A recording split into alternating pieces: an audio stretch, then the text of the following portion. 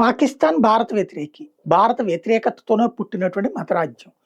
ఆ మతరాజ్యంలో ఒక భాగం ఆ పాకిస్తాన్‌కి వ్యతిరేకమైంది. అదే తూర్పు పాకిస్తాన్. అలా వ్యతిరేకించే వాళ్ళని మనం కలుపుకుంటే వాళ్ళు మనకి అనుకూలంగా ఉంటారంటూ బంగ్లాదేశ్ ఏర్పాటుకి నాడు ఇందిరాగాంధీ సైన్యాన్ని ముందుకు నడిపించింది. కథ నడిచింది. బంగ్లాదేశ్ ఏర్పడింది.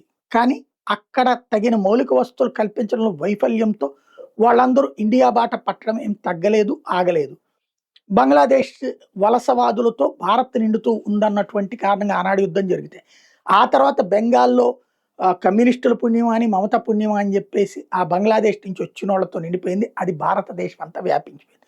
ఇప్పుడు బంగ్లాదేశ్‌లో ఉన్నటువంటి హసీనా ప్రభుత్వాన్ని కుప్పకూల్చేందుకు ప్రయత్నిస్తే ఆమె ఇక్కడికొచ్చేసింది. అదే సందర్భంలో బంగ్లాదేశ్‌లో భారత అనుకూల ప్రభుత్వం గాదు. మొన్న ఉన్న యూనస్ ప్రభుత్వం గావచ్చు, ఇప్పుడున్న బీఎన్‌పీ ప్రభుత్వం గావచ్చు. పాకిస్తాన్ ప్రభుత్వం తరహా లాంటివే. ఇప్పుడు చైనాకి ఒక ప్రపోజల్ పెట్టాడు బంగ్లాదేశ్‌కి సంబంధించినటువంటి ప్రధానమంత్రి. ఏంటయ్యా అంటే ఆహ్, మయన్మార్ నుంచి బంగ్లాదేశ్ దాకా చైనా నుంచి ఒక కారిడార్ అన్నటువంటిది. దానికి చైనా ఇప్పుడు ప్రకటించింది. అవును మేము సిద్ధంగా ఉన్నాం, చెయ్యబోతున్నాం అన్నటువంటిది. ఎవడికి నష్టం? ఇప్పుడు వెంటనే మన దేశంలో ఉన్నటువంటి వామపక్ష మేధావులు ముందుకొస్తారు. చైనా డిప్లొమసీ చూడండి వేరే దేశాల్లో రోడ్లేస్తుంది. మన దేశంలో అట్లా సాధ్యమా? మనం ఎందుకు చేయలేకపోయాం బంగ్లాదేశ్‌కి ఇది అన్నట్టు. బంగ్లాదేశ్‌కి మనకి బోర్డర్ కూడా అట్లాగే ఇదివరకు ఆనుకునే ఉండేది. మనం దాంతో ఇంకోటేంటంటే చైనా వాడికి తమ భూభాగంలోకి రోడ్డేసిస్తే చైనా వాడి చేతికి ఆళ్ళ తలకాయలు తీసుకెళ్ళి ఇచ్చినట్టే.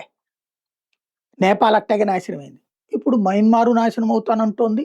బంగ్లాదేశ్ నాశనం అవుతున్నాడు. మనకేం పోయేది వాళ్ళది. మన పక్కకి ఎప్పుడో చైనాని తెచ్చేసాడు నెహ్రూ గారు. అంతకుముందు టిబెట్ మనకు అడ్డం. చైనాకి మనకి డైరెక్ట్ సంబంధం లేదు.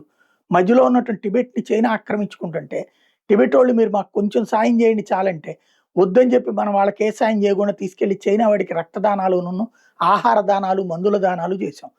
వాళ్ళ చేతుల్లో చనిపోయినటువంటి టిబెటన్ల సాక్షిగా టిబెట్‌ని చైనా ఆక్రమించుకోబట్టినే ఇప్పుడు ఒక ఈశాన్య రాష్ట్రాలు అరుణాచల్ ప్రదేశ్ గొడవ, లడఖ్ గొడవ ఇయన్నీ టిబెట్‌లో పార్ట్ అని చెప్పినే చైనా మాకిచ్చేయమంటుంటది. కాబట్టి చైనా యాటిట్యూడ్ ఒక విచిత్రమైనటువంటిది గాదు. అదొక అహంకారపూరిత ధోరణి. భారతదేశంలో కమ్యూనిస్టులు చైనాని మాత్రం ప్రేమిస్తారు. చైనా భారత్‌కి వ్యతిరేకంగా ఏం చేసినా సరే సమర్థిస్తుంటారు. అది ఇప్పుడు రాబోయే రోజుల్లో మళ్ళీ కథ ముందుకు నడుస్తది.